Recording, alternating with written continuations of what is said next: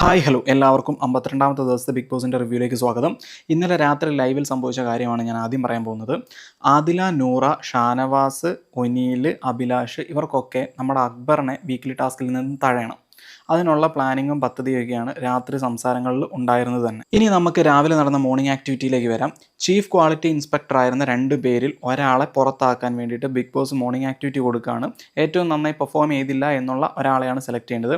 എല്ലാവർക്കും വോട്ട് ചെയ്യാനുള്ള അവസരം കൊടുത്തു. ജിഷിൻ പുറത്താവുകയും ചെയ്തു. ബാക്കി എല്ലാവരും കൂടി ചേർന്നിട്ട് നിഷ്പക്ഷമായി ബോട്ടിൽ ക്വാളിറ്റി ഇൻസ്പെക്ഷൻ നടത്തുമെന്നും പറഞ്ഞിട്ടാണ് സാബുമാനെ തിരഞ്ഞെടുത്തത്. അതിനുശേഷം 2 ഓണറായിരുന്ന ബി ബോട്ടിൽ ഫാക്ടറിയിൽ 3 ഓണറാക്കി മാറ്റിയിട്ടുണ്ട്. ആ ഒരു ഓണറായിരുന്ന നമ്മുടെ നെവിനെ ബിഗ് ബോസ് തന്നെ ചവിട്ടി പുറത്താക്കിയിട്ടുണ്ട്. അതിന് പകരം 2 ഓണേഴ്സിനെ എടുത്തു. അത് ഷാനവാസും ആര്യനുമാണ്. അത് വീട്ടിലുള്ള എല്ലാവരും കൂടി ചേർന്നിട്ടാണ് തിരഞ്ഞെടുത്തത്. അതിനുശേഷം ടാസ്ക് നന്നായി ചെയ്തില്ല എന്നതിൻ്റെ പേരിൽ ജിഷിനെയും നെവിനെയും ജയിലിലടക്കിയാണ് വീക്ക്ലി ടാസ്ക് തുടങ്ങുന്നതിന് മുന്നോടിയായിട്ട് ചെയ്തത്. വീക്ക്ലി ടാസ്ക് തുടങ്ങിയതിന് ശേഷം അക്ബറിനെ എല്ലാവരും വളഞ്ഞിട്ട് ആക്രമിക്കുന്നതായിട്ടാണ് കാണാനിടയായത്.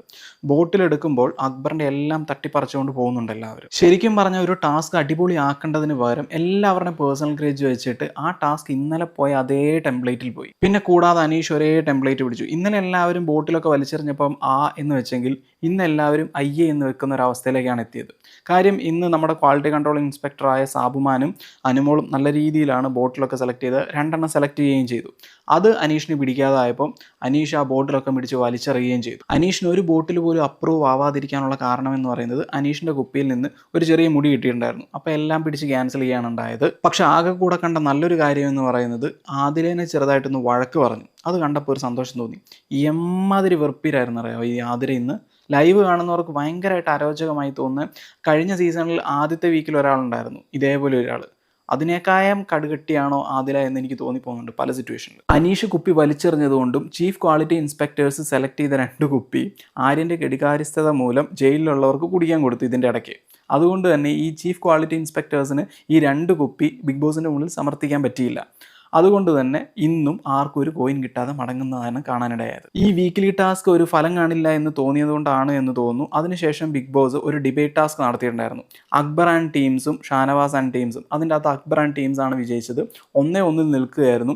അനീഷ് കാരണമാണ് ജയിച്ചത്. അതിൻ്റെ അകത്ത് അവസാനത്തെ ചോദ്യം എന്ന് പറയുന്നത്, നിങ്ങൾ പല വീരവാദങ്ങൾ ബിഗ് ബോസിനോട് മുഴക്കിയിട്ടുണ്ടായിരുന്നു. ഞാൻ ഇങ്ങനെ ഗെയിം കളിക്കും, അങ്ങനെ ഗെയിം കളിക്കും. ആ സ്ട്രാറ്റജി ഇതുവരെയുള്ള ഈ 50-51 ദിവസങ്ങളിൽ അത് മാറിയോ എന്നുള്ളത് ഒരു ടീമിന് സെലക്ട് ചെയ്യാം.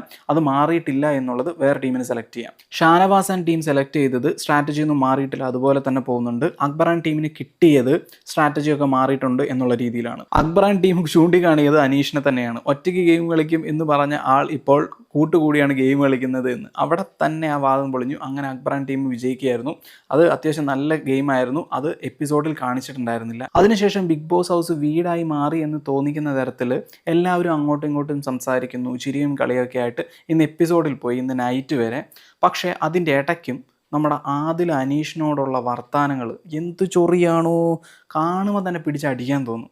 ആ ഒരു അവസ്ഥയിലേക്കാണ് ഈ ആദിലയുടെ പെർഫോമൻസ് കടന്നു പോകുന്നത് ഓരോ ദിവസം മുന്നോട്ട് പോകുന്നത്. സോ ഇന്ന് നന്നായി ഗെയിം കളിച്ചു എന്ന് പറയാൻ പറ്റുന്നത് അനുമോളും സാബുമാനുമാണ് ക്വാളിറ്റി ചെക്കേഴ്സ്.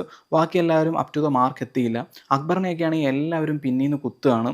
ഒറ്റയ്ക്കാണ് ഇപ്പോൾ പുള്ളി ഗെയിം കളിക്കുന്നത്. അതിൻ്റെ ആയിരിക്കാം പൂർവാതീതം ശക്തിയോടെ അക്ബർ തിരിച്ചു വരുമെന്നും കരുതുന്നു. അപ്പോൾ ഇത്രയൊക്കെയാണ് സംഭവിച്ചത്. Thank you for watching.